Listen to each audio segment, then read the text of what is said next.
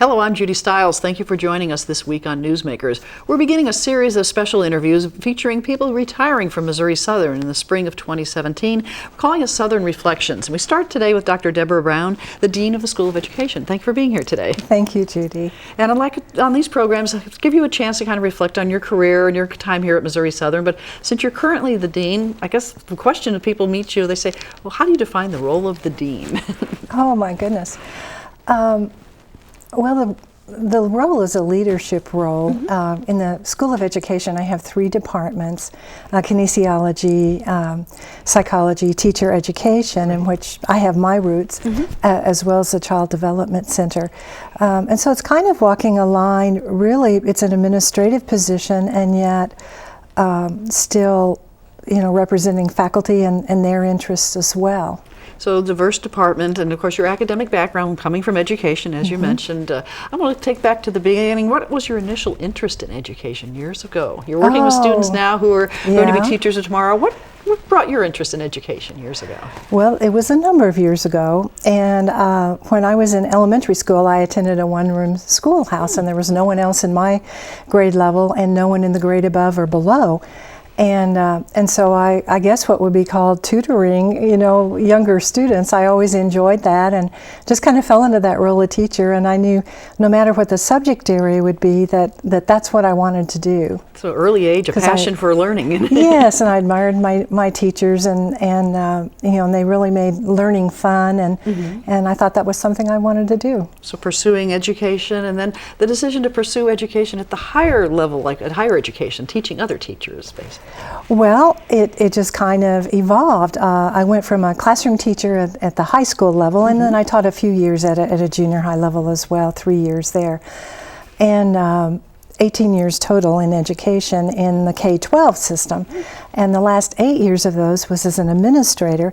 And I think with each step of the way, I kept thinking that, well, I would have more influence and work with more people at the different levels. And so preparing teachers, as I looked at my preparation many years ago and what was needed to put an effective teacher in the classroom, as well as a teacher that would be able to stay the course, because we know that we lose 40 to 50% of our teachers in the first 5 years. So we want to reduce that turnover rate. Yes, yes. You came to Missouri Southern in 1994, so you've been here 23 years. Yes. Missouri Southern's education program has changed a lot over the years as well. Oh my, yes.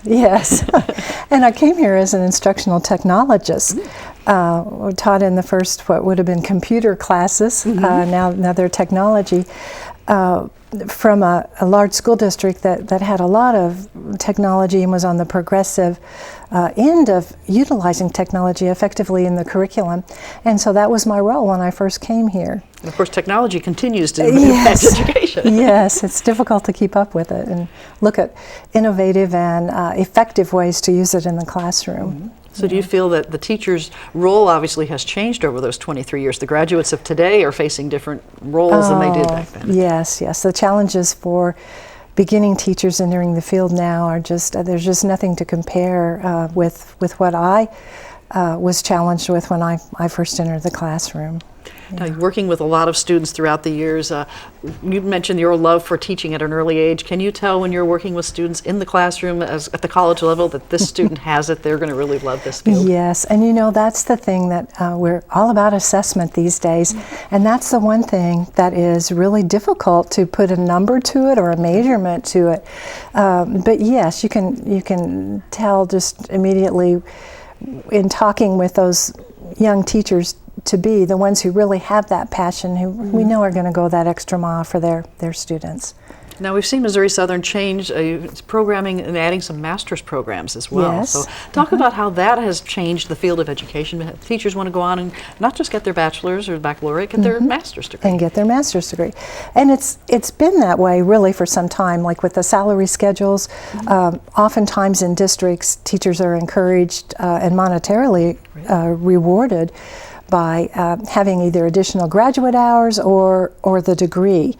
That typically means a step up for them in salary.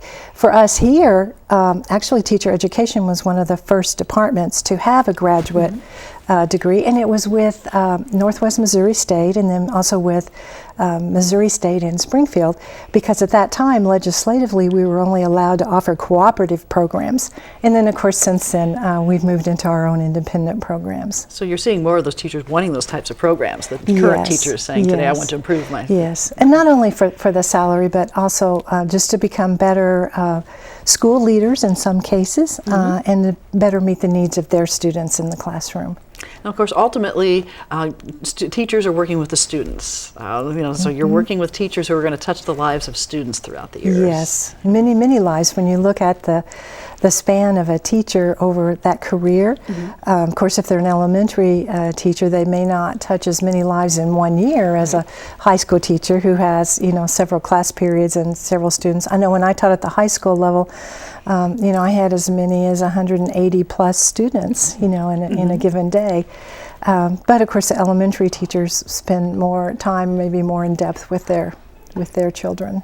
Now, the students coming into the education program, they have to make some decisions. Do I want to teach elementary? Do I want the high school? You talk about early childhood development. But that's a challenge sometimes. I love kids, but where do I start? Yeah, it is. And for that reason, here with our program, we start them really early with just some observation, and we actually kind of force their hand into observing at all of those levels, because sometimes they're just dead set on being a high school teacher, and then they get into another grade level and decide, no, that's my calling, that's what I want to do. So your role is to help those students become the teachers of tomorrow in the best area they can serve. Yeah, kind of get to know themselves for one thing, and kind of do that self-evaluation and think about what they like and which area is best for them.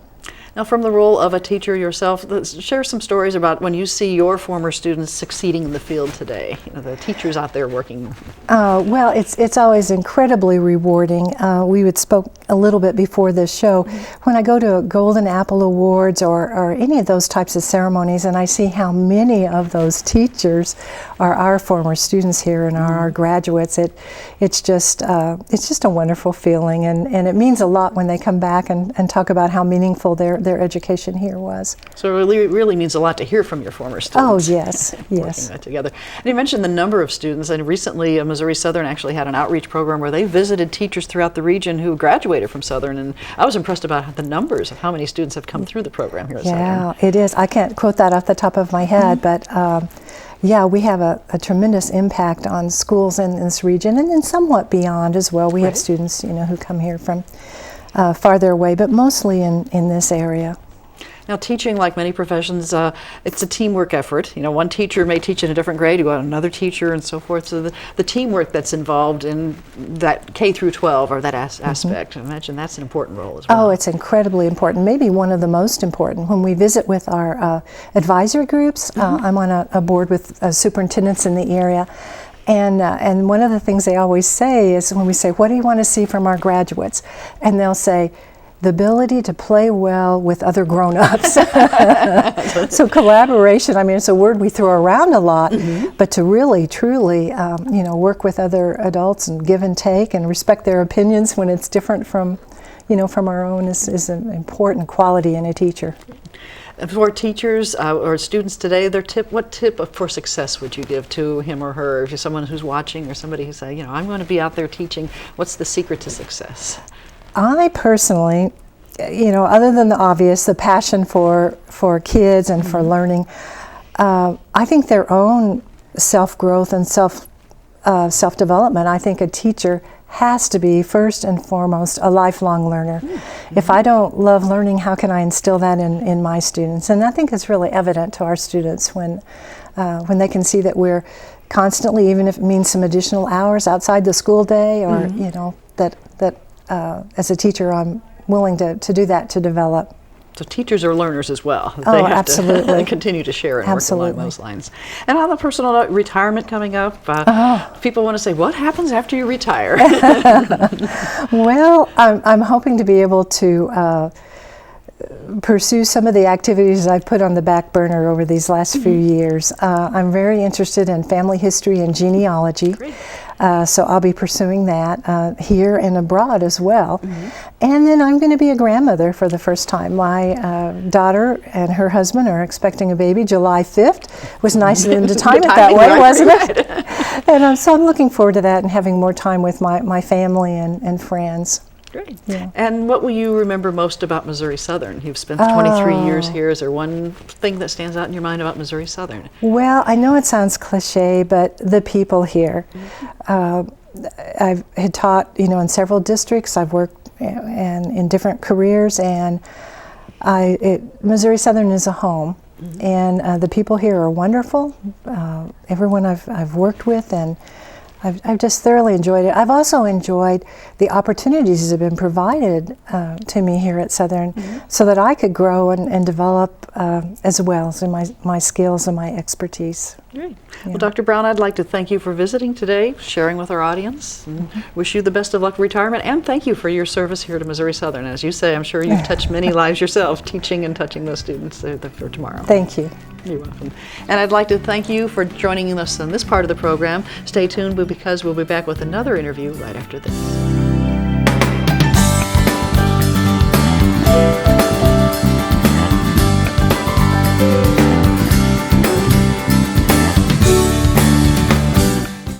You stand beside me each Saturday, wrapped up against the crisp fall chill and driving rain. Scarf around your neck to protect your clean-shaven face, muttering underneath your breath and cursing at the refs. You always keep a folded program in your back pocket. They say you've been coming here for years, that you were the original fan.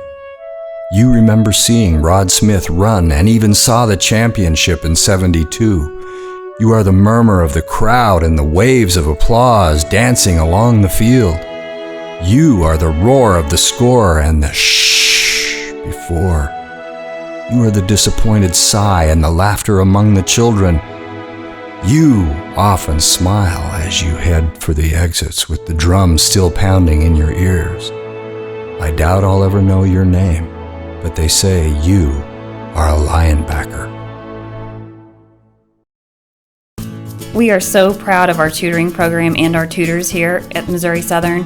We are certified through the CRLA, the College Reading and Learning Association, and we maintain extremely high quality standards for all of our tutors and our program. Our tutors are really top-notch students who go through a selection process that's really rigorous. We provide training for all of our tutors through our tutor training course. There's a young lady that I tutored through Project Stay, and she had taken this math class and she just wasn't getting it. And I started working with her at the beginning of the semester, and she had her first test last week and she scored a 90% on it, and she was so excited because she'd never had that kind of success before, and it was just great to know that I helped her out and that through the Student Success Program she was starting to figure things out. So that was really great. I had a student come in a while back, and he was reluctant to come in and get tutoring just because he felt like people who weren't the smartest were the only ones that could come in and get tutoring. And that's a total misconception. Anyone can come in and get tutoring. We have people that are in calculus that come in and get tutoring all the time. Anyone can come in. You don't have to be struggling in your class. Maybe you just need a little help understanding a certain concept. Like maybe you missed a day of class and you just need help understanding that. We can help you out with that here.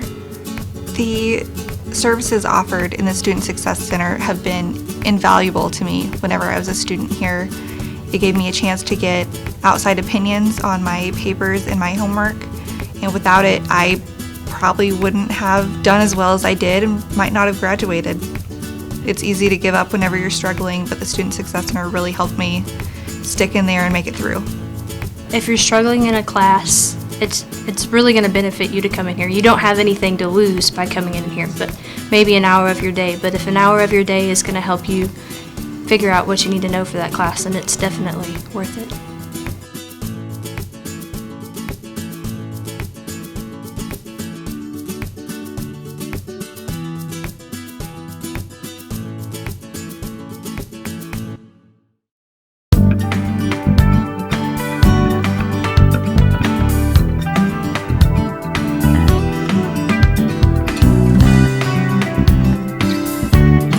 Welcome back. We're continuing our visit with retiring staff members and faculty members at Missouri Southern, and joining me now is Dean Dr. Richard Miller from the School of Arts and Sciences. Thank you for being here today. Well, thank you for asking.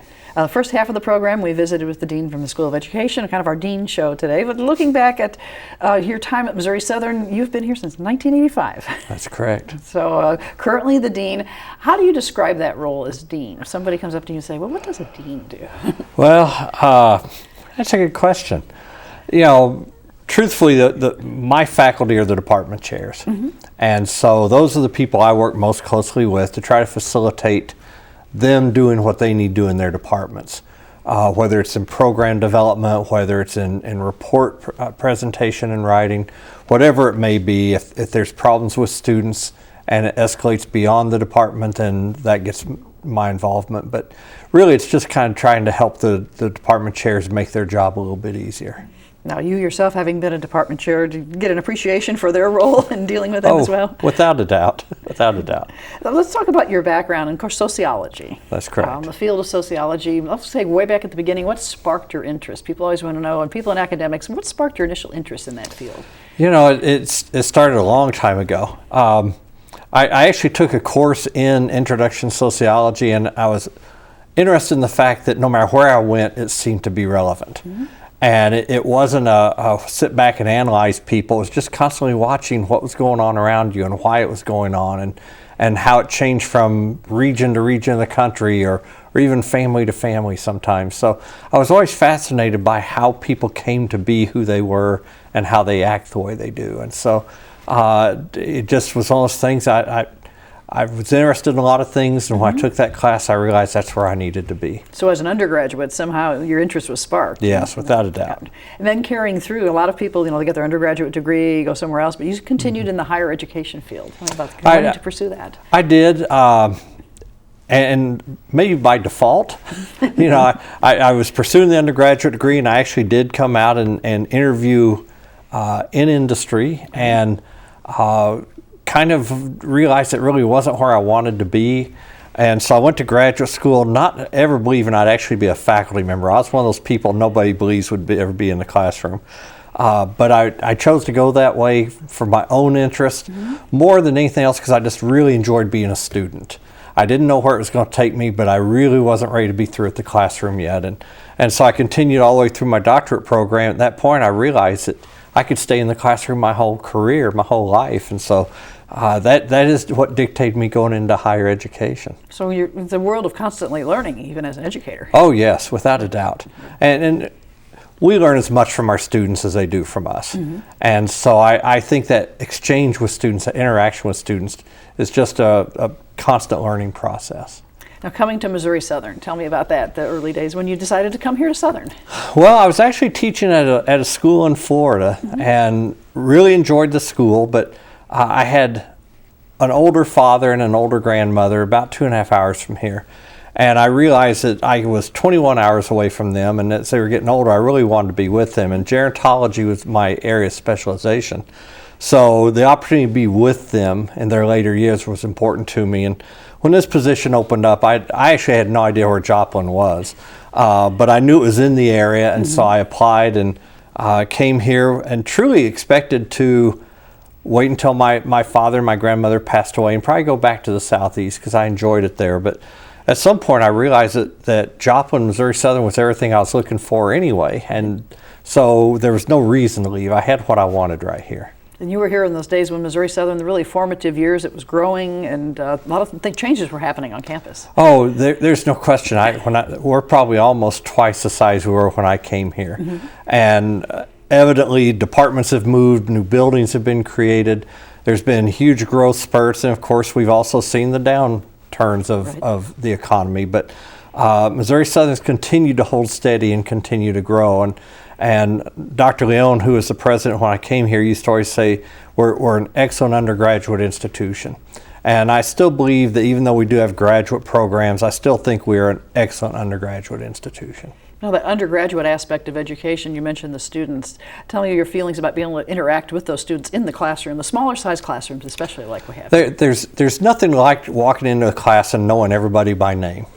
And to be able to talk to them in the hallway, to be able to see them in the community, it really is a family. And that was one of the things that drew me to Southern and kept me here, was the faculty and staff really was a family here, and they treated each other that way.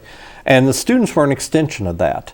And so I think we looked after the students as we would our own kids, but they also brought a lot to us. And I think that the opportunity to have a smaller class where it wasn't always lecture, where a lot of times it was dialogue and it was exchange. And our students bring a lot to the classroom from their own experiences, both in terms of the variation of ages of our college students to just the experiences that our students have that really enriches not only us as faculty, but also their peers in terms of what they can share. Now, I'm sure you've probably followed the careers of some of your students as they have gone on. Now, the feeling that be able to look back and remember somebody from those early days and see what their career is like today, or even somebody from the last couple of years. It amazes me. I always remember coming out of my graduate program, and I would talk about students who had been in graduate programs with me, and the faculty would say, yeah, I kind of remember them.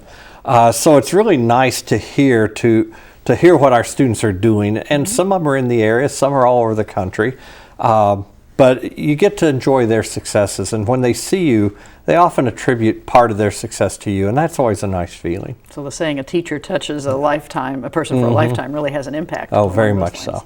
Of course, you've seen the changes on campus and buildings, as you mentioned, and activities, and I know you've been very involved on campus. See you at basketball games, that other aspect of Missouri Southern's life beyond the classroom. Yeah, I always tell students, when you come here, it's not just about the classroom. The education is what you're here for. But it's everything that happens around the education is part of it too. Going to cultural events and athletic events and social events. And whether it's a picnic or whether it's a play or whether it's joining a fraternity, a sorority, or a departmental university club, that's part of the experience too. And that's part of the education they'll remember and talk about 25 years from now. So going beyond the classroom, the impact of what they have. And yes. Now the decision for retirement, that's probably a tough one. People face that, what am I going to do now? It was. I really expected to probably work 3 more years, to be honest. And things just seemed like this was a good opportunity. I felt like I've been the Dean of School of Arts and Sciences for a little over 9 years. And I really think at that point it's time someone else come in. And so the question was, what did I want to do? And I really kind of wanted to end my career back in the classroom. But I also like the idea of some of the freedom that retirement would give me. And so when phased retirement was an opportunity, I thought I had the best of both worlds. Now, phased retirement, for our viewers that aren't familiar with it, it allows you to work kind of part-time, basically, and then still be on the retirement path and tying it together. And so when I leave, I'll leave from the classroom. That's where I started. It's where I'll end. Now, you're also working with a fairly new program here at Missouri Southern, tying into Disney. People might be curious about that. We are. We're real excited about this. We actually, I was in Orlando in October of 2016, meeting with people there. And Disney World has an internship program. They actually have about 4,500 interns at any given time. They have about 67,000 employees. And so we went down and talked to them about the possibility of our institution being tied to that. And we got everything set up, and we came back. We had a real small window to advertise the opportunity to intern down there. And we've got 5 students going down to intern in the fall. So we're real excited about it. Our expectations, hopefully next spring, our numbers will even be larger than that, because we'll have more time to talk about the program. We'll have people who've been there to help us talk about it. But Disney will also send us a lot of advertising information, which by the time we became an institutional affiliation with them, it was really too late to get that information. And now these will be for students, variety of majors. You don't have certain limitations. Very much so. In fact, I went down there, I was very biased. I thought, well, they're going to want theater majors and voice majors, and I was thinking characters, and they said, gosh, we would love to have people who have retail skills or people who work with plants and water, and so it really found out that the wide variety. We have students who are going down there in the spring who will be or I'm sorry, in the fall, we'll be bachelors of general studies. We have communications majors. We have business majors. You know, we've got everybody going, and so it's really exciting to have the variety down there. Kind of opens up your eyes to the whole industry of Disney. Oh, without a doubt, without a doubt. Well, looking back at your career here at Missouri Southern, what would you say are some tips for success? You've seen a lot of things over the years. So what would you like to say? I think one is just to recognize everybody's value.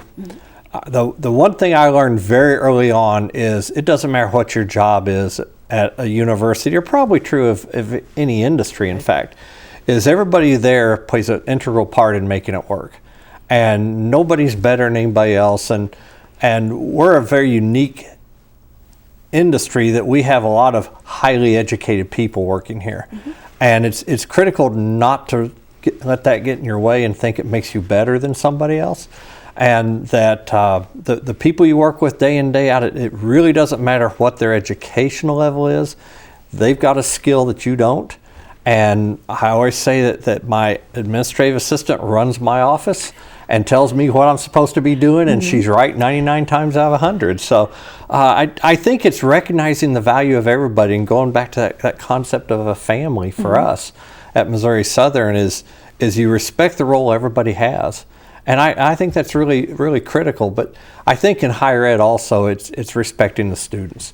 You know, there's not a bad student. You know, everybody's bringing something to the table. And I think it's our job to help that student find where their strength is and help to develop that strength. So it really goes back to higher education's here for the students, for them to succeed and go out. Oh, very much so. Yeah, that's our product. What will you miss most about Missouri Southern, being here on a full-time basis? I think really it goes back to the people. And again, that's the faculty, it's the staff, and it's our students. When I look at the people that when I come to work, I probably see more staff than I do faculty in a typical day. And everybody smiles, everybody says good morning, everybody seems happy. And you know that there are days people are just tired, but they come in and they're positive. And I think that means a lot. And I enjoy the people, I enjoy the humor, I enjoy the camaraderie of the people I work with. But I also will miss that opportunity to be with students. The great thing about higher education is it brings large numbers of people together in a very small area. And you get to learn a lot, and you get to have a lot of interaction, a lot of fun with those people. And I remember people from my very first semester here. And so it's evident they touch us, and I'll miss that opportunity. So by the phased retirement, you're able to continue working with the students for 3 more years. I'm hoping. Tying that together. Well, Dr. Miller, I'd like to thank you for your service to Missouri Southern, and thank you for taking time to visit with us today on the program. Well, thank you. I appreciate the opportunity to come and talk to you. You're welcome. And I'd like to thank you, the viewers, for joining us this week on Newsmakers. We'll continue with other programs focusing on retirees from Missouri Southern. We have quite a few here in the spring of 2017, so I invite you to stay tuned for other programs. We'll see you then.